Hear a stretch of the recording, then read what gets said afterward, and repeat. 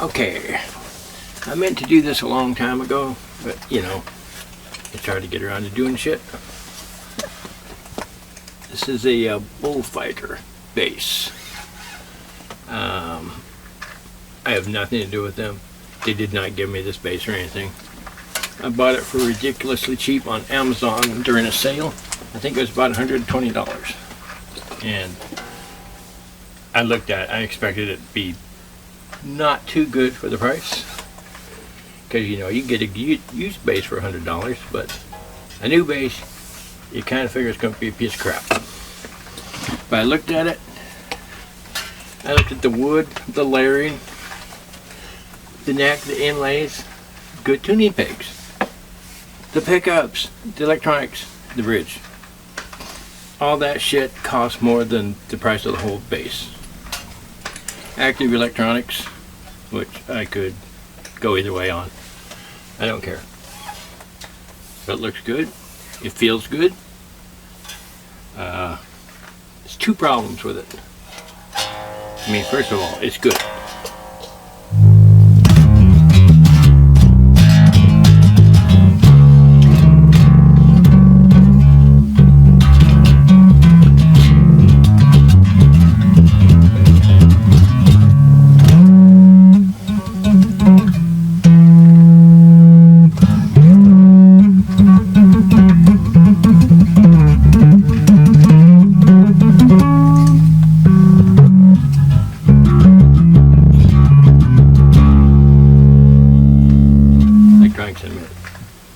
First, the problems.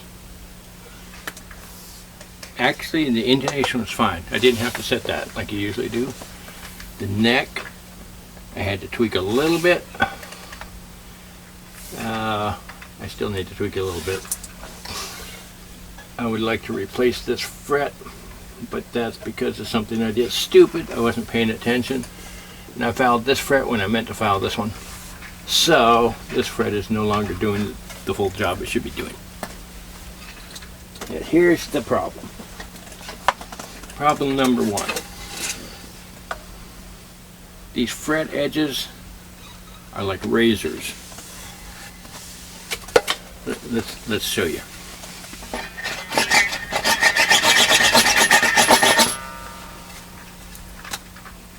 First time I played this thing, it tore my hands up pretty bad because I didn't realize what was going on. So these edges have to be filed down. Same thing on top, although you don't notice it as much, of course, because you're not up there that much. The top, oddly, doesn't seem as bad as the bottom. The bottom is really bad, especially in the areas where I play, like here. The electronics.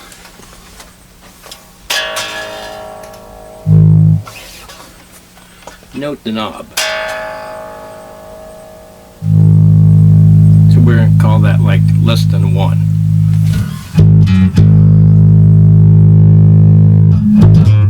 About 2. This is about right. We go higher than this, it's going to be hard to hear because the mic on the camera will compensate, but you can hear the distortion.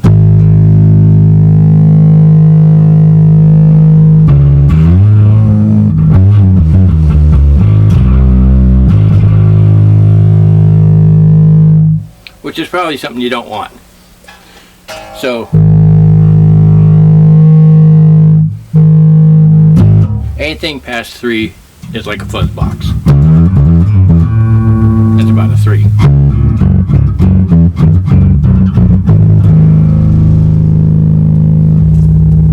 I like a clean sound, so I can't go past 2 on this thing. Sounds kind of okay. You got a you have separate. This is the volume. You have a blend switch here for the pickups. That pickup. That pickup. I usually use almost exclusively this pickup on whatever bass. So I guess the equivalent would be the neck pickup because it's closest, but I also like it to have that much of a gap. I like to get my fingers in here.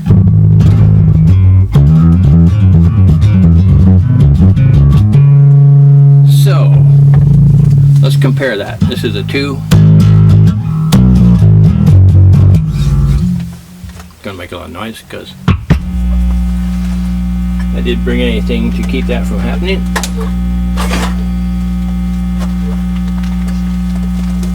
This is number 1 bass. This is a bass that all Broker's Helm songs have been recorded on. It's a 62 Precision. I am the second owner. It never leaves the country. Okay, this bass all the way up, back half a notch, so it's about 9.5. It's the same volume as that one on about 2.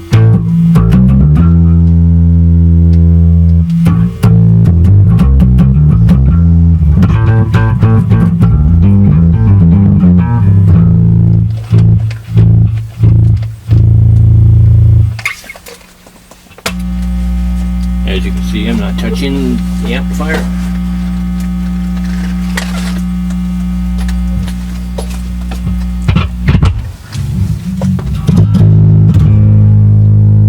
So maybe it's more like a 1 on this bass. Here's a 1.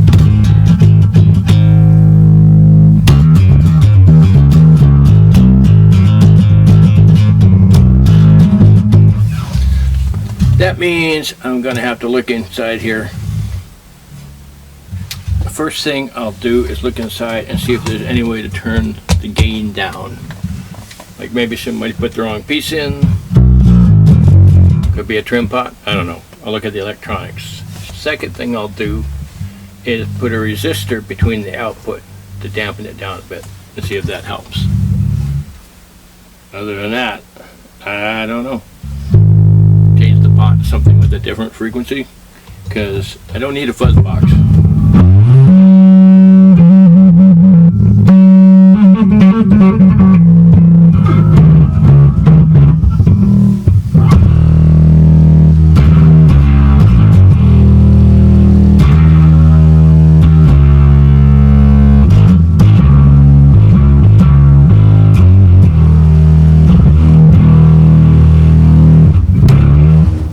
I mean, it's kind of fun sometimes, but it's not really usable for me in a live scenario. Could be if I played that kind of stuff.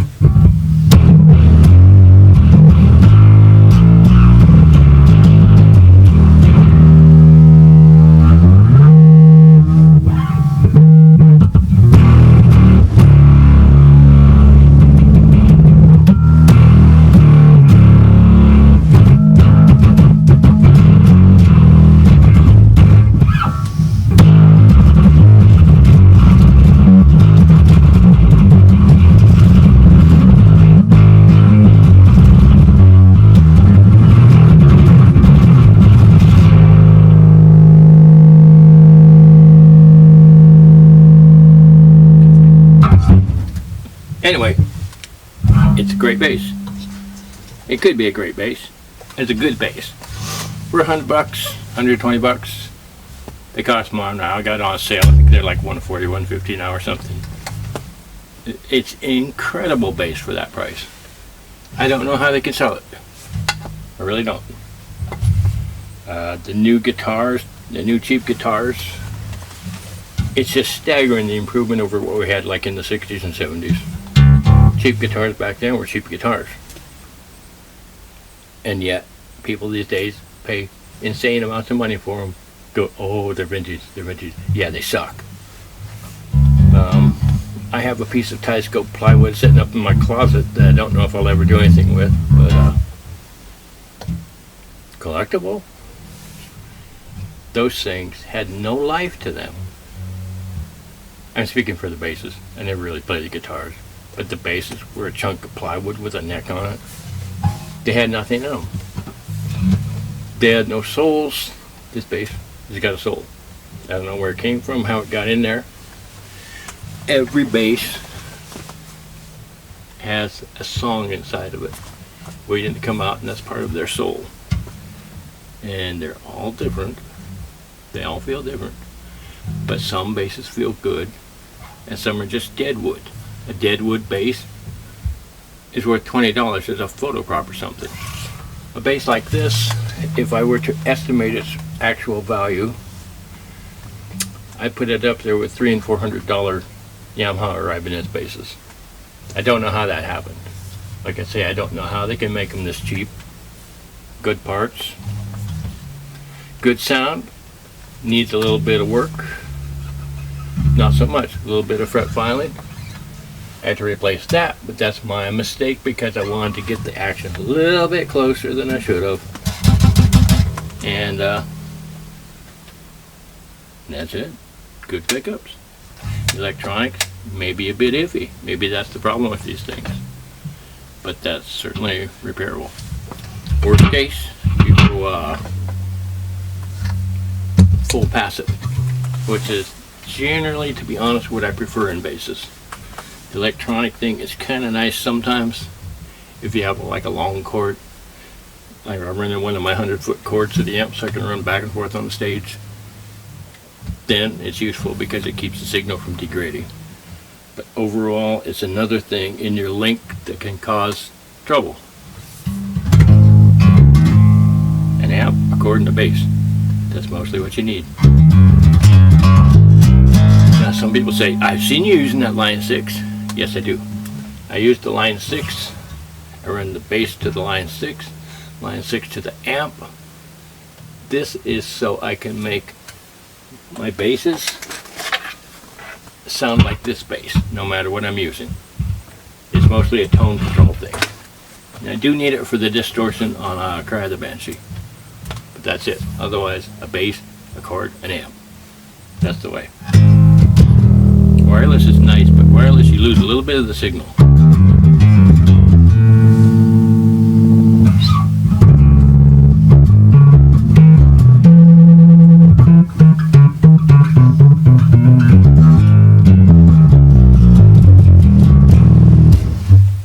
If we work with this company, you know, I just gave you a good review. You should send me shit.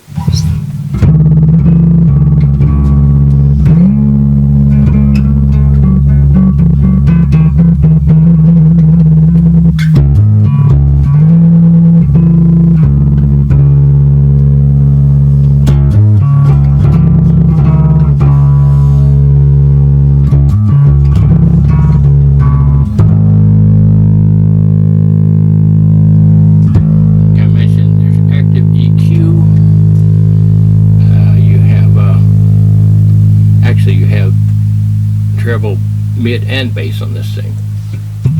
Generally speaking, when you have active EQ in a bass like that, don't go too far from the mid settings. They have toggles in the middle so you can tell where they are. You might want a little bit more treble, but let the bass carry the bass sound. Don't boost the bass way up or you're just going to get boomy and muddy sounded. The mid, a lot of people like to boost their mids so it cuts through. Personally, I like to cut the mids down a little bit. It makes it, well, in a three-piece, it makes a distinct sound so the guitars and the bass don't get messed up with each other. Boost your highs a little bit to get the treble to cut through.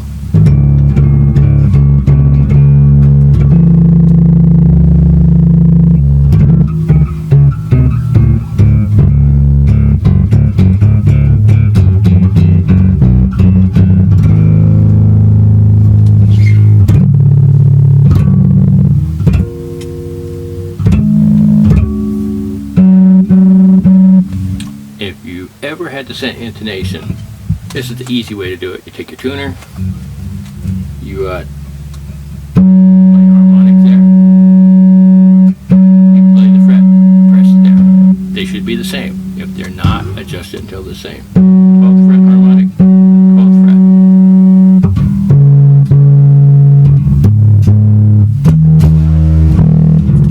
Sometimes you have to change it. You change your string sizes. It'll be a little bit off, but mostly it's just the same. 12th fret, 12th fret harmonic are the same. Your intonation is on, which basically says you have the same distance between there and there. are we looking at? Bullfighter. They also have a 5-string, but you know, a bass is a 4-string instrument. Says the guy who has a 6-string upstairs and a 12-string, but 12-string is 4 groups of 3. I'll bring that out next time. Anyway, Bullfighter. Dirt cheap. Good bass, good second bass. I don't know if it's a good first bass because you need somebody to tweak it for you, to take care of the sharp frets and to set the neck height. But if you got a guy who knows how to do that, it'd be a phenomenal first bass. Once again, I have nothing to do with them. I just found this on Amazon and I was just so surprised at the quality. Because I was expecting it to be a piece of dead wood. Maybe it looked good so I could make something out of it. It's fine. Maybe I'll take it with me next time. So yeah, book us somewhere. I haven't been to Japan, I haven't been to Australia. A lot of places I haven't been. A lot of places I like to go back to. Greece is a wonderful place. Germany. Actually, depends on when you're seeing this, but Germany. We will be back there in April of 2025.